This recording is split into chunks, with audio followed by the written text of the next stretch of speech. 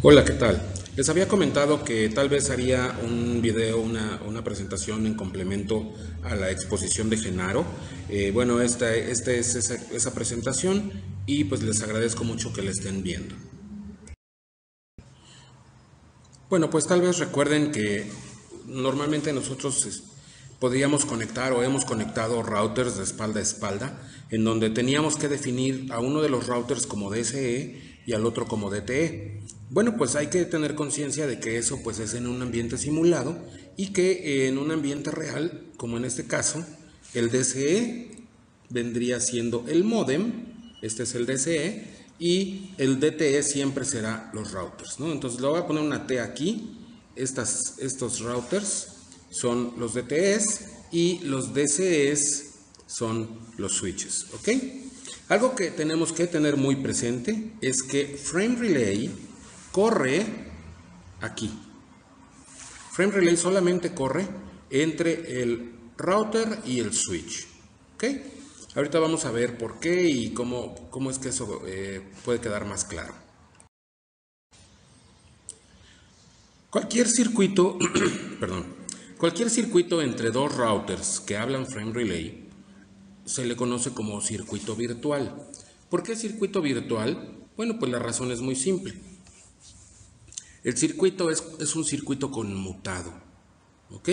Es como cuando en un switch de LAN hacemos que dos computadoras se comuniquen entre sí, se está poniendo un puente individual entre esos dos equipos, ¿de acuerdo? Entonces, ese sería un circuito que solamente esos dos equipos pueden utilizar. El switch en ese momento está totalmente inutilizado, no puede hacer otras cosas, pero de pronto el switch conmuta y ahora conecta a otro par de equipos. ¿De acuerdo? Entonces, esa es justamente la función de los switches, la conmutación. ¿De acuerdo? Y bueno, por el tiempo que un par de equipos está hablando, por ese tiempo, ese circuito está dedicado exclusivamente para eso, ese par de equipos, ¿ok? Entonces, por esa razón es que le llamamos circuito virtual. Ahora, los circuitos virtuales existen de dos tipos, los SVCs o Switched Virtual Circuit y los PVCs o Permanent Virtual Circuits. ¿Cuáles son los switchados? Los switchados son aquellos en los que la comunicación, en el tiempo, en el momento de la comunicación, se establece un circuito, pero los equipos deciden cuál va a ser ese camino que va a seguir la comunicación. Esto realmente no se implementa, los proveedores de servicios no utilizan esto, ¿sí? Y sin embargo, el circuito permanente virtual o PVC, que es lo que sí se utiliza, es algo que los proveedores de servicios configuran en los switches de Frame Relay. ¿Ok? Acaba de surgir la palabra switch de Frame Relay. Sí, es un switch igualito que el de LAN, pero con la diferencia de que este switch es de WAN. ¿Ok? Pero el principio de funcionamiento es el mismo, la conmutación, el establecer circuitos, etc. La diferencia entre los permanentes y los switchados es que los permanentes se preconfiguran, los preconfigura el proveedor de servicios, mientras que los switchados, los mismos equipos toman la decisión al momento de la comunicación para establecer los circuitos. Es un poco complicado de implementar y por esa razón casi no se utiliza. Lo que se utiliza más son los permanentes. Bien, otro de los conceptos importantes es el DLSI o Data Link Channel Identifier. ¿Qué es esto? Bueno, pues no es otra cosa más que un canal que permite la comunicación con otro equipo a través de la WAN. ¿Por qué es necesario este canal? Bueno, pues porque en una sola interfaz física podemos tener más de un canal. ¿Ok? Entonces, si yo en una serial 000 le pongo comunicación con 4 otros sitios o 4 routers, necesito un DLSI, un canal, un circuito permanente virtual o un PVC creado para cada uno de los sitios remotos. ¿Cómo distingue el router cada uno de esos PVCs? Pues mediante un número que es el DLSI. Entonces, en concreto, el DLSI lo que es un número identificador para cada PVC. El DLSI tiene significado local y no importa el número que tú estés usando, ese número no es relevante para la pareja con la cual te estás comunicando. En la próxima gráfica veremos esto de manera física. En realidad este ejemplo no me gusta mucho porque tenemos 4 routers y tenemos 2 PVCs, el rojo y el azul o gris. ¿Ok? A mí me gustaría más que existiera un PVC entre este router y al mismo tiempo que el rojo, por ejemplo. ¿Por qué? Bueno, pues lo que ocurre aquí es de que el router tiene un canal DLSI 249. Ese número describe este circuito, el circuito que me lleva al router de aquí abajo. Decimos que es significado local porque este 249 es un número que solamente le importa a este router, mientras que el otro router, el de acá, utiliza el número 624 para identificar el mismo PVC, el mismo circuito. ¿Ok? Ahora, este router del lado izquierdo, bien podría ser que tuviera aquí arriba un número, no sé, 100... Ay, es que no se ve muy bien con esto, pero bueno. Un número 101 que identifica a este circuito verde. ¿Ok? Entonces el router sabría perfectamente bien que el PVC que él identifica con el número 101 es el que lo lleva al router de arriba y el PVC que él identifica con el 249 es el que lo lleva al router del lado derecho. Eso es en realidad lo que es los DLSIs. Otro de los conceptos importantes de Frame Relay es el control de flujo. Frame Relay controla el flujo de los datos mediante paquetes específicos o avisos llamados Explicit Congestion Notification o notificación explícita de congestión. Y esto lo hace hacia adelante y hacia atrás. Vean este ejemplo. Aquí switch de Frame Relay A está mandando una trama bastante grande, pesada, está saturando el enlace con el siguiente switch, con el switch del lado derecho. Mientras tanto, el router que está acá del lado izquierdo está mandando información. Esta información pues no puede ser enviada por el switch A, de manera que lo forma en una pila, porque en realidad aquí no es FIFO. Y entonces una vez que el enlace está clareado, que está desocupado, entonces esa información que fue almacenando en su buffer puede enviarla, pero la envía marcada. ¿Sí? Una parte del encabezado de Frame Relay se reserva para avisos de congestión. La F es de forward, eso quiere decir hacia adelante. Estoy avisando hacia adelante que existe una congestión, pero después manda un beacon backwards, Explicit Congestion Notification, que es un aviso hacia atrás a cualquiera de los routers que pudieran estar en su camino hacia atrás, avisando que existe una congestión. Esto lo hace con el afán de que los routers, los DTS que están comunicándose, a final de cuentas, bajen el ritmo de su transmisión. De pronto tiran un paquete, una trama, mejor dicho, la tiran, la desechan, y lo que hacen es echar a andar los mecanismos de TCP de capa 4 para bajar la transmisión, el tamaño de la ventana deslizante de transmisión de TCP.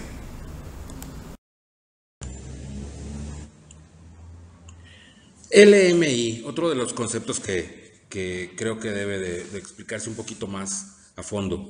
LMI o Local Management Interface es un estándar de señalización, es una especie de protocolo de señales que me sirven para que el router de Frame Relay y el switch de Frame Relay al cual está conectado ese router se pongan de acuerdo en ciertas cosas. Ahorita vamos a ver un ejemplo de uno de los mensajes que corren entre estos dos equipos. ¿Ok?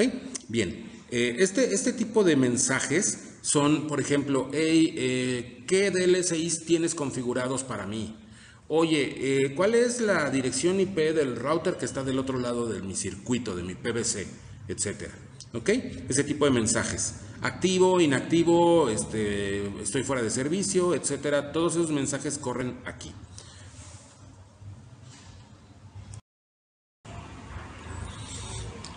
Existen tres diferentes tipos de estándares, aunque me parece que existen más. Cisco es uno de los estándares que utiliza LMI para comunicarse. ANSI es el correspondiente a la anexo D de la TU.617 de ANSI. Y Q933A corresponde a los estándares de ITU. ¿Ok? Entonces, estos son tres diferentes que existen. ¿Quién nos va a decir cuál vamos a escoger? Pues eso nos lo dice el proveedor de servicios. Depende de la marca del switch de Frame Relay que el proveedor de servicios tenga, es el LMI type que vamos a escoger. El router va a tratar de usar por defecto Cisco porque ese estándar está mejorado. Entonces va a tratar de usar Cisco. Pero si a ti el proveedor de servicios cuando contratas tu enlace te dice, oye, no, pero es que mi switch de Frame Relay es marca tal y está bajo los estándares de la ANSI, pues entonces tú tienes que configurar el tipo de LMI en tu router para que pueda hablar ANSI. Si recordamos ARP o Address Resolution Protocol, vamos a recordar que lo que nosotros tenemos en ese protocolo es la dirección IP del destino. Entonces mandamos un broadcast preguntando por la MAC address de esa dirección IP. Frame Relay utiliza algo que se llama Inverse ARP.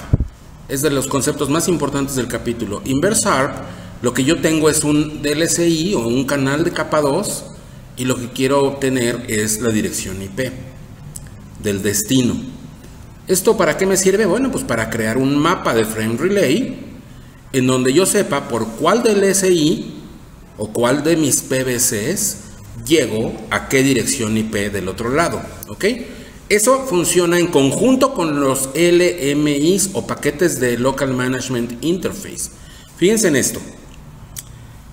El DTE manda un mensaje tipo 75, Status Enquiry Message, o mensaje de solicitud de estado. Ahí va. Número 75, mensaje tipo 75, y entonces él contesta, el switch contesta con un mensaje tipo 7D, que es un mensaje de estado. ¿Ok? ¿Qué es lo que le contesta? Pues le dice, mira, tú tienes todos estos DLSIs conectados, estos PVCs identificados por estos DLSIs. ¿Ok? Entonces el router dice, ok, tengo 4 canales, lo cual quiere decir que tengo 4 vecinos. ¿Ok? Tengo 4 PVCs, el PVC identificado con el DLSI 101, el identificado con el 102, 103 y 104. ¿Ok? Y entonces una vez que el router ya conoce cuántos PVCs tiene y cuáles son, en cada uno de ellos manda un Inverse ARP para preguntar las direcciones IP. Inverse ARP lo manda por el 101, va a dar al router de arriba del lado izquierdo, y el router de arriba del lado izquierdo, si soporta Inverse ARP, contesta con su propia dirección IP. ¿Ok? Y entonces el router recibe esa respuesta y la pone en su tabla. ¿Sale? Entonces el router ya sabe que por el PVC identificado con el 101 puede llegar a la IP 172.16.0.1 y repite este proceso por cada DLSI para obtener las direcciones IP de los demás vecinos. Noten lo siguiente. Este tipo de topología se conoce también con el nombre de Non-Broadcast Multi-Access o multiacceso sin broadcasts, porque es en realidad una topología multiacceso. Vean, aquí yo tengo 172.16.0.1, aquí puedo tener 2, acá puedo tener 3, 4 y 5, todas en el mismo dominio de broadcast. Como cuando conectamos varios routers en un switch de LAN, en el cual cada router puede tener una dirección del mismo dominio de broadcast de los demás routers, ¿ok? Pero es multiacceso, pero es non-broadcast, porque la tecnología de broadcast solamente está presente en Ethernet. Aquí no son broadcasts, por eso se llama non-broadcast multi-access. Entonces, en conjunto, los LMIs con el inverse ARP me ayudan a construir el mapa de frame relay.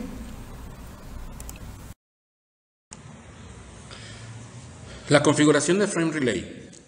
En la interfase serial que queremos conectar a frame relay, tecleamos el comando encapsulation frame relay y opcionalmente podemos poner Cisco o IETF. Si no ponemos esto, si esto no lo ponemos, si solo ponemos encapsulation frame relay, entonces se va a utilizar un estándar de Cisco. Cisco es el de defecto.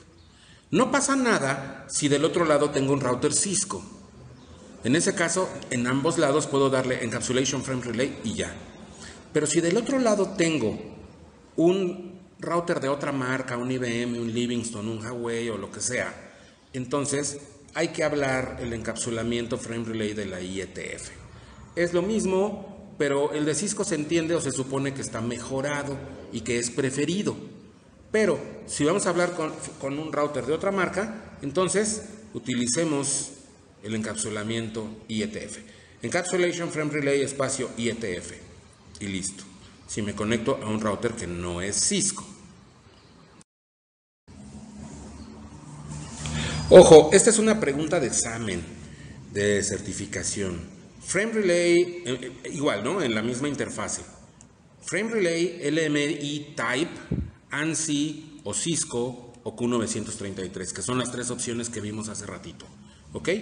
Este comando, ojo, no es necesario si nosotros tenemos sistemas operativos 11.2 o posteriores. Del 10.2, 10.3 para atrás, es forzoso utilizar este comando. En los más nuevos ya no es necesario. El tipo de LMI se autocensa. Es más, ni siquiera le tenemos que preguntar al proveedor de servicios, oye, ¿qué marca de switch tienes? ¿O qué tipo de switch tienes? No, no es necesario. Con los routers más modernos, del 11.2 en adelante, esto es autocensado y no es necesario este comando. Muy bien, entonces tenemos una configuración básica, IP address tal, en la serial 0, diagonal 1, encapsulation frame relay. Es un router 11.2 o más nuevo. En este otro router que tiene una versión 10.3 más viejita, le tenemos que dar la IP address en la interfase, encapsulation frame relay y frame relay LMI type ANSI. Eso significa que este switch está trabajando bajo los parámetros de ANSI. Noten, no se puso Cisco ni IETF aquí en la parte del encapsulamiento. ¿Por qué? Pues porque ambos son routers Cisco. El mapa de frame relay que les expliqué antes es un procedimiento automático cuando los routers soportan inverse ARP. Cuando no existe soporte para inverse ARP, entonces el mapa de frame relay se tiene que construir de manera manual. ¿Ok? Se construye de manera manual mediante este comando. En la interfase, frame relay map, el protocolo, que en este caso será siempre IP, la dirección IP del router vecino y por cuál DLSI lo alcanzo.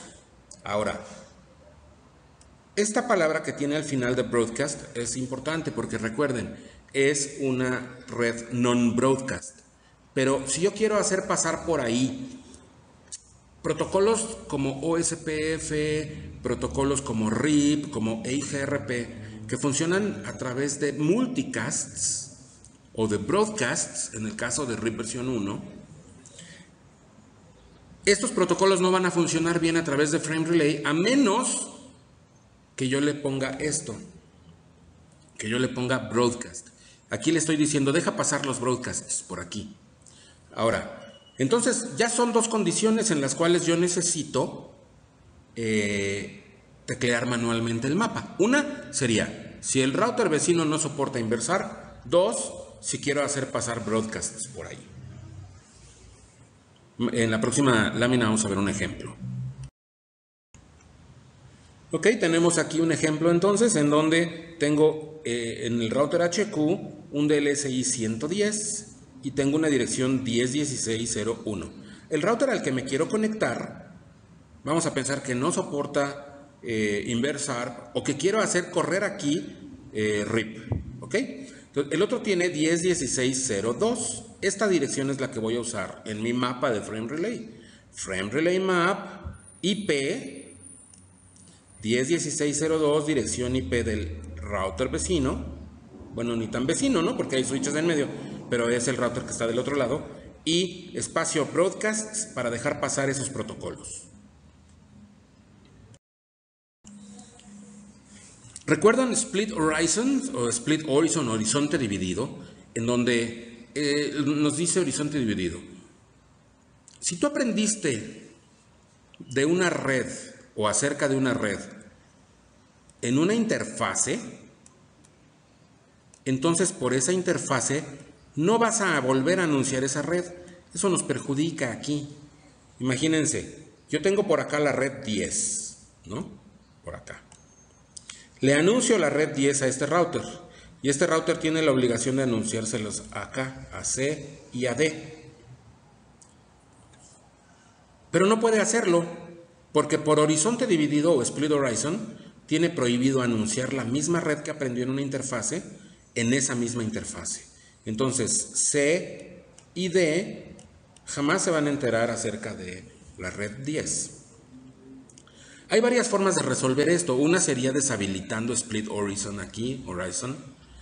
Llegar y darle adentro del protocolo de enrutamiento. No Split Horizon, por ejemplo. Pero esa no es la solución preferida por Cisco. Vamos a ver cuál es. La solución preferida por Cisco, y se los digo así entre comillas, solución preferida por Cisco es poner subinterfaces. Crear en una interfaz física varias subinterfaces, como ya lo hicimos en el enrutamiento entre VLANs, igual, pero para Frame Relay. ¿Ok? Ahora, hay subinterfaces de dos tipos. Fíjense, vamos a suponer que yo tengo un routercito aquí y otro aquí. Yo podría, y aquí, bueno, aquí está mi nube de Frame Relay, ¿no? Yo podría crear una subinterfase que me conectara con este y otra subinterfase que me conectara con este. Esas serían subinterfaces tipo punto a punto. Algo le pasa a mi plumita. Bueno, eso sería una colección de subinterfaces, dos subinterfaces punto a punto.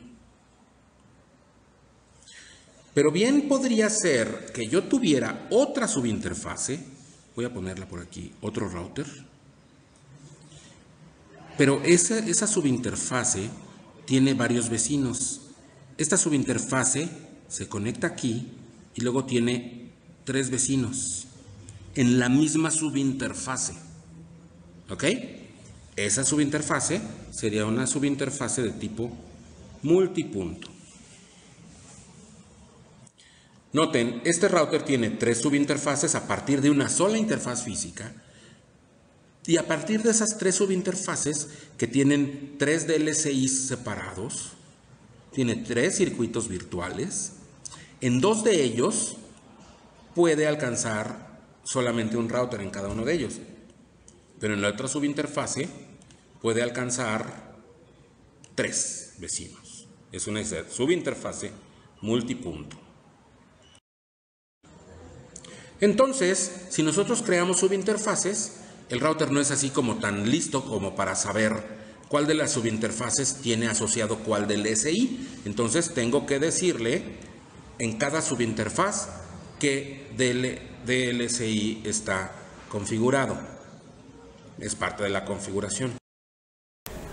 Entonces vamos a ver este ejemplo para que esto quede claro. Este router A tiene dos PVCs, uno marcado con el DLSI 110 y el otro con el DLSI 120. Con el del 110 alcanza a la dirección 10.17.02 y con el 120 alcanza a la 10.18.02. Noten, son subinterfaces separadas, por lo tanto son diferentes subnets. Esta subnet del lado de acá arriba es una y esta de aquí abajo es otra subnet. ¿Ok? Entonces fíjense, en la interfase serial 0, diagonal 0, le pongo no IP address, encapsulation frame relay y tal vez le doy no shutdown. ¿Ok? Y después creo mis subinterfaces. En la serial 0, diagonal 0.110, le digo que es punto a punto, desde luego, porque solamente tengo un vecino del otro lado. Ahí le pongo la dirección IP y le digo Frame Relay Interface DLSI 110. Aquí vas a tener el DLSI 110 en esta subinterfaz. Y en esta otra subinterfaz, también punto a punto, vas a tener esta dirección IP y vas a tener el DLSI 120.